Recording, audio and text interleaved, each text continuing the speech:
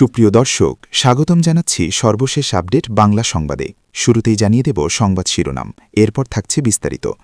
শুরুতেই জানিয়ে দেব শেখ হাসিনার আহ্বানে সাড়া দিয়ে দেশের মানুষের ভোট বর্জন, ভোট দিতে যায়নি দেশের ৫০% মানুষ। বিস্তারিত থাকছে প্রতিবেদনে। আরও জানিয়ে দিব বাংলার লুথার কিং নাকি লুজার কিং, তারিখকে নিয়ে প্রশ্ন জনমনে। বিস্তারিত থাকছে প্রতিবেদনে। আরও জানিয়ে দিব আওয়ামী লীগ ছাড়া নির্বাচন কতটা হুমকি, জানিয়ে দিলেন সাবেক মার্কিন কর্তা। বিস্তারিত থাকছে প্রতিবেদনে।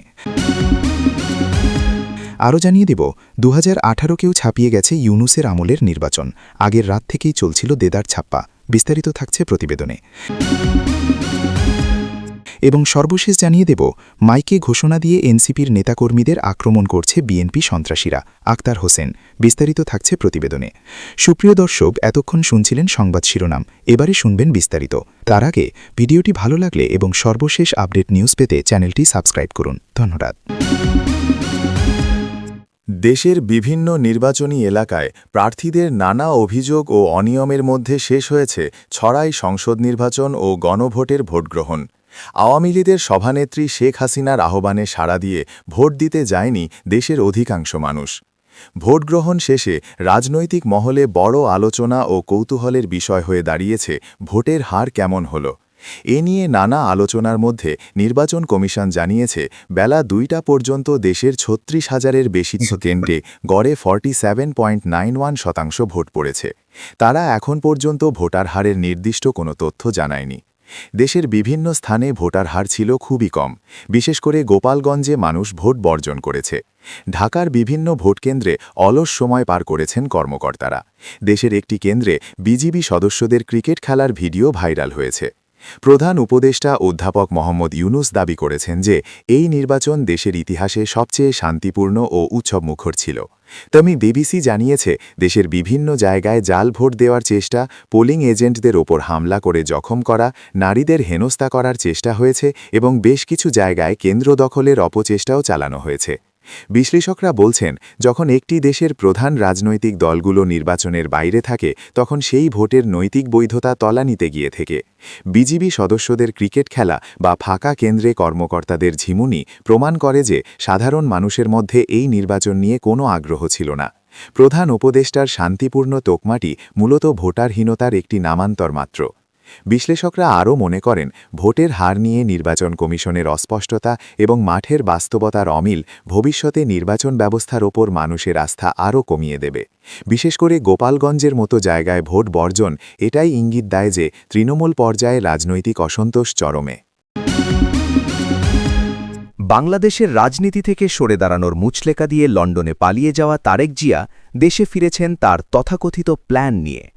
অঙ্কে কাঁচা তারেক জিয়া ২০০১ সালে ক্ষমতার মসনদে বসে দেশকে দুর্নীতিতে হ্যাট্রিক করিয়েছিলেন, যার ক্ষত আজও বয়ে বেড়াতে হচ্ছে দেশের ১৮ কোটি মানুষকে। তিনিই বাংলাদেশের একমাত্র ব্যক্তি যার বিরুদ্ধে অর্থ পাচার মামলায় সাক্ষ্য দিতে আমেরিকার গোয়েন্দা সংস্থা FBI-এর এজেন্ট বাংলাদেশে এসেছিল। সেই তারেক জিয়া লন্ডনের নাগরিকত্ব নিয়ে কিভাবে নির্বাচন করছেন তা নিয়ে জনমনে প্রশ্ন থাকলেও অবৈধ ইউনূস সরকারের শাসনামলে যে সবই সম্ভব তা আর বুঝতে কারো বাকি নেই। তা না হলে বিভিন্ন দলের ৪৫ জন ঋণখেলাপি কিভাবে নির্বাচন করার অনুমতি পায়, যার মধ্যে চট্টগ্রাম ৪ আসনে বিএনপির প্রার্থী আসলাম চৌধুরীর বিরুদ্ধে রয়েছে ১৭০০ কোটিরও বেশি টাকার ঋণ, এবং তার সঙ্গে ইসরায়েলের মোসাদের ঘনিষ্ঠতার স্পষ্ট প্রমাণও রয়েছে। এবারের নির্বাচনে জয়লাভের জন্য তারেক রহমান তথা তার দল যে বিষয়টির ব্র্যান্ডিং করছে তা হল ফ্যামিলি কার্ড, তাও মাত্র ৫০ লাখ মানুষের মাঝে বিতরণের কথা বলা হচ্ছে। অথচ মাননীয় প্রধানমন্ত্রী শেখ হাসিনা ২০২৩ সালেই গরিব, দুঃখী ও অসহায় মানুষের মাঝে ১ কোটি ফ্যামিলি কার্ড প্রদান করেছেন। শেখ হাসিনার আইডিয়াই যদি চুরি করবেন তাহলে আপনার নিজের প্ল্যানটা আসলে কি? তারেক রহমানের স্বপ্ন নাকি কৃষক কার্ড, অথচ ২০২৩ সালেই বঙ্গবন্ধু কন্যা শেখ হাসিনা ২ কোটিরও বেশি কৃষকের মাঝে কৃষি উপকরণ কার্ড বিতরণ করেছেন। আপনি যা স্বপ্ন দেখেন তা শেখ হাসিনা বহু আগেই বাস্তবায়ন করেছেন। কুমিল্লায় নির্বাচনী সমাবেশে বক্তব্য দেওয়ার সময় তারেক রহমান প্রতিশ্রুতি দিয়েছেন নির্বাচিত হলে কুমিল্লায় ইপিজেড প্রতিষ্ঠা করবেন। কিন্তু তিনি হয়তো জানেন না কুমিল্লা ইপিজেড ২০০০ সালে বাংলাদেশ আওয়ামী লীগের শাসনামলে প্রতিষ্ঠিত হয়। তৎকালীন প্রধানমন্ত্রী শেখ হাসিনাই এর উদ্বোধন করেছিলেন। এটি বাংলাদেশের চতুর্থ বৃহত্তম ইপিজেড। দেশ তারেক জিয়ার চিন্তার চেয়েও বহু এগিয়ে গেছে, যা তিনি এখনও উপলব্ধি করতে পারছেন না। তিনি আজও 2006 সালের হাওয়া ভবনের ষড়যন্ত্রেই আটকে আছেন। যেসব উদ্যোগকে বিএনপি ভবিষ্যৎ পরিকল্পনা হিসেবে তুলে ধরছে তার অনেকটাই ইতোমধ্যে বাস্তবায়িত হয়ে গেছে। মিস্টার 10% হিসেবে কুখ্যাত তারেক জিয়া ঘোষণা দিয়েছেন, বিএনপি সরকার গঠন করলে আগামী 5 বছরে 50 কোটি বৃক্ষরোপণ এবং 20,000 কিলোমিটার খাল খনন করা হবে। অঙ্কে কাঁচা তারেক জিয়া কি আমাদের জানাবেন 50 কোটি গাছ রোপণ করতে হলে প্রতিদিন কতগুলো গাছ লাগাতে হবে আর প্রতিদিন কত কিলোমিটার খাল খনন করতে হবে? এই পরিকল্পনার বাস্তবায়নযোগ্যতা নিয়েও জনমনে সন্দেহ তৈরি হয়েছে। অতীতে আপনি যেমন দেশব্যাপী জঙ্গিবাদ, সারা দেশে সিরিজ বোমা হামলা এবং 21 আগস্ট গ্রেনেড হামলার মাধ্যমে ক্ষমতায় চিরস্থায়ী হওয়ার চেষ্টা করেছিলেন, সেসব অতীতকে নিয়েই থাকুন। আপনার তথাকথিত উন্নয়ন ভাবনা দেশের মানুষের কাছে আজ অত্যন্ত হাস্যকর হিসেবে প্রতীয়মান হচ্ছে। আরও লক্ষণীয় বিষয় হল, দলীয় নেতাকর্মীরা তারেক রহমানকে চেয়ারম্যান স্যার বলে সম্বোধন করেন। এতে প্রশ্ন জাগে, বিএনপি কি সত্যিই একটি গণতান্ত্রিক রাজনৈতিক দল নাকি একটি মাল্টিন্যাশনাল কোম্পানি?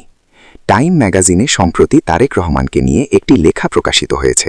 সেখানে বলা হয়েছে, বিদ্যুৎ খাতে তারেকের ব্যাপক দুর্নীতির কারণে বাংলাদেশিরা তাকে খাম্বা তারেক মানেই চেনে। অন্যদিকে বাংলাদেশের একটি স্বনামধন্য পত্রিকা দুর্নীতির বড় পুত্র তারেক রহমানকে লুথার কিং সম্বোধন করে সংবাদ প্রকাশ করেছে। গণমাধ্যমটি লুজার কিং লিখতে গিয়ে ভুল করে লুথার কিং লিখে ফেলেছে কিনা তা নিয়েই জনমনে প্রশ্ন উঠছে। এটি কি অনিচ্ছাকৃত ভুল নাকি রাজনৈতিক বাস্তবতার এক ব্যঙ্গাত্মক প্রতিচ্ছবি? এদিকে বাংলাদেশ কি ডোনাল্ড ট্রাম্পের জন্য নতুন এক সংকট ডেকে আনবে? বাংলাদেশের ত্রয়োদশ জাতীয় সংসদ নির্বাচনের মাত্র 24 ঘণ্টা আগে এমনই এক সাংঘাতিক প্রশ্ন তুলে দিলেন মার্কিন পররাষ্ট্র ও প্রতিরক্ষা বিষয়ক গবেষক মাইকেল রুবিন, যিনি বর্তমানে পেন্টাগনের অত্যন্ত ঘনিষ্ঠ ও অন্যতম পরামর্শদাতা। সম্প্রতি ওয়াশিংটনে এক অনুষ্ঠানে বক্তব্য রাখতে গিয়ে তিনি বাংলাদেশ ইস্যু নিয়ে ট্রাম্প প্রশাসনের সম্ভাব্য মাথা ব্যথার কারণগুলি তুলে ধরেন। সেই সঙ্গে বাংলাদেশে বাড়তে থাকা কট্টর মৌলবাদী শক্তিগুলি সম্পর্কেও সতর্ক করেন। ওয়াকিবহাল মহলের মতে, আগামী দিনে বাংলাদেশের জন্য মার্কিন যুক্তরাষ্ট্রের কী নীতি হতে চলেছে, মাইকেল রবিন তারই ব্যাখ্যা দিলেন। উল্লেখ্য, ওই অনুষ্ঠানে বেশ কয়েকজন মার্কিন কংগ্রেস সদস্য উপস্থিত ছিলেন। মাইকেল রুবিন বাংলাদেশের ক্রমবর্ধমান ইসলামপন্থী সংকট এবং তুরস্ক ও ইরানের ঐতিহাসিক সাদৃশ্য তুলে ধরেন। ফলে বিষয়টি এবার গুরুতর। মাইকেল রুটিন স্পষ্ট ভাষায় বলেছেন, এই সপ্তাহ মার্কিন প্রেসিডেন্ট ডোনাল্ড ট্রাম্পের জন্য একটি অপ্রত্যাশিত সংকট দেখা দিতে পারে। তিনি বলেন, 2024 সালের জুলাই মাসে যখন বাংলাদেশে ছাত্র বিক্ষোভ শুরু হয় এবং তাদের দমন করার জন্য প্রয়োগ করা শক্তি যখন অগ্রাসী হয়ে ওঠে, তাতে হাজারের ওপর মৃত্যু ডেকে আনে, যার পরিণতিতে বাংলাদেশের তৎকালীন নির্বাচিত প্রধানমন্ত্রী এবং দেশটির প্রতিষ্ঠাতার কন্যা শেখ হাসিনা ক্ষমতাচ্যুত হন এবং ভারতে পালিয়ে আসতে বাধ্য হন। মাইকেল রবিনের দাবি, তৎকালীন মার্কিন প্রেসিডেন্ট জো বাইডেন প্রশাসন বাংলাদেশে আন্দোলনরত ছাত্রদের পক্ষে ছিল। তার আরও দাবি, বাইডেন প্রশাসনের পররাষ্ট্রমন্ত্রী অ্যান্টনি ব্লিংকেন এবং জাতীয় নিরাপত্তা উপদেষ্টা জ্যাক সুলিভান বাংলাদেশ প্রধানমন্ত্রী হাসিনার প্রতি ব্যক্তিগত রাগ ও বিদ্বেষ তাদের সঠিক মূল্যায়ন ও চিন্তাভাবনাকে ম্লান করে দিয়েছিল। ফলে তারা সহজেই একটি মিথ্যা বর্ণনা বিশ্বাস করে নিয়েছিলেন যে স্বৈরাচারী একনায়ক হাসিনা বাংলাদেশে নিরীহ শিক্ষার্থীদের হত্যা করেছেন।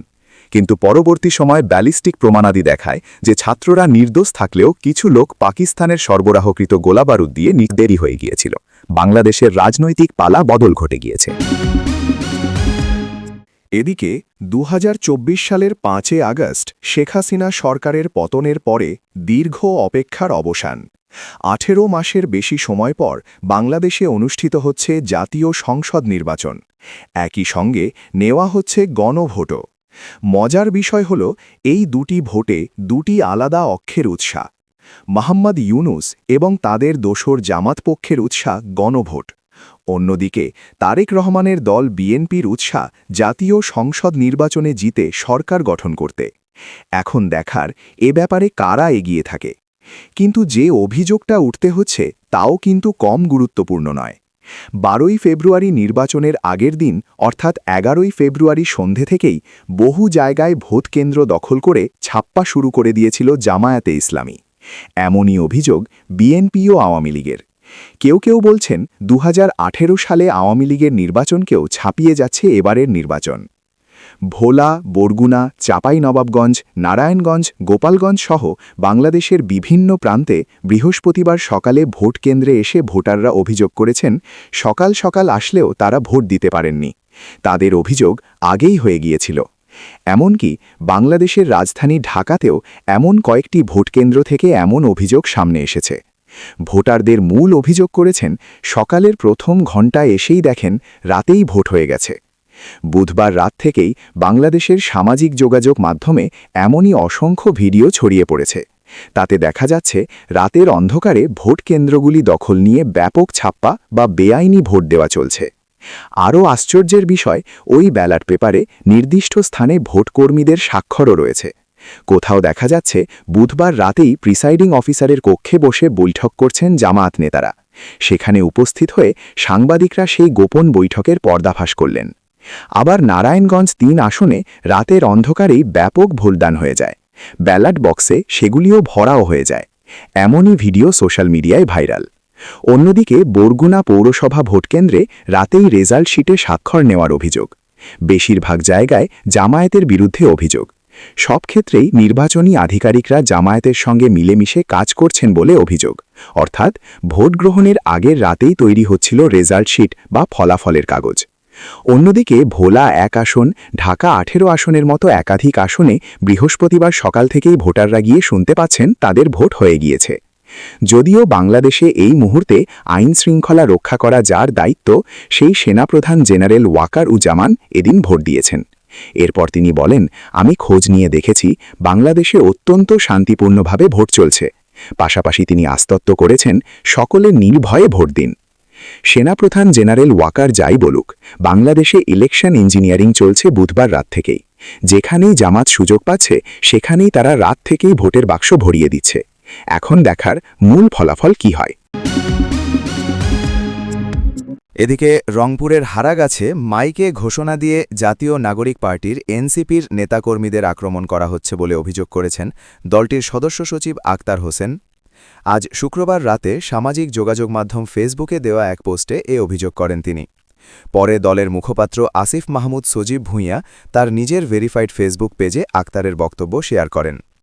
ফেসবুক পোস্টে বলা হয়, বিকাল থেকে হারাগাছে বিএনপির সন্ত্রাসীরা মাইকে ঘোষণা দিয়ে এনসিপির নেতাকর্মীদের ভরে ধরে আক্রমণ করছে, মারধর করে রক্তাক্ত করছে। অনেকগুলো বাড়িঘরে ভাঙচুর চালিয়ে স্বর্ণালংকার, টাকা লুটপাট করেছে। মোটরসাইকেল ভাঙচুর করেছে। আগুন দিয়ে বাড়িঘর জ্বালিয়ে দেওয়ার হুমকি দিচ্ছে। আক্তার অভিযোগ করে বলেন, ক্ষমতায় আসতে না আসতেই বিএনপি হারাগাছে সন্ত্রাস শুরু করেছে। প্রসঙ্গত, গতকাল বৃহস্পতিবার ১২ ফেব্রুয়ারি জাতীয় সংসদ নির্বাচন ও গণভোট অনুষ্ঠিত হয়। এতে এনসিপির প্রার্থীরা ৬টি আসনে জয় পেয়েছেন। তাদের জোট মোট ৭৭টি আসনে জয় পেয়েছে। পণ্যগেতে বিএনপি নেতৃত্বাধীন জোট ২১২টি আসনে জয় পেয়েছে। এই ফল ঘোষণার পর থেকেই দেশের বিভিন্ন জায়গায় এনসিপির নেতাকর্মী এবং তাদের পরিবারের ওপর হামলা হচ্ছে বলে অভিযোগ করেছে তারা।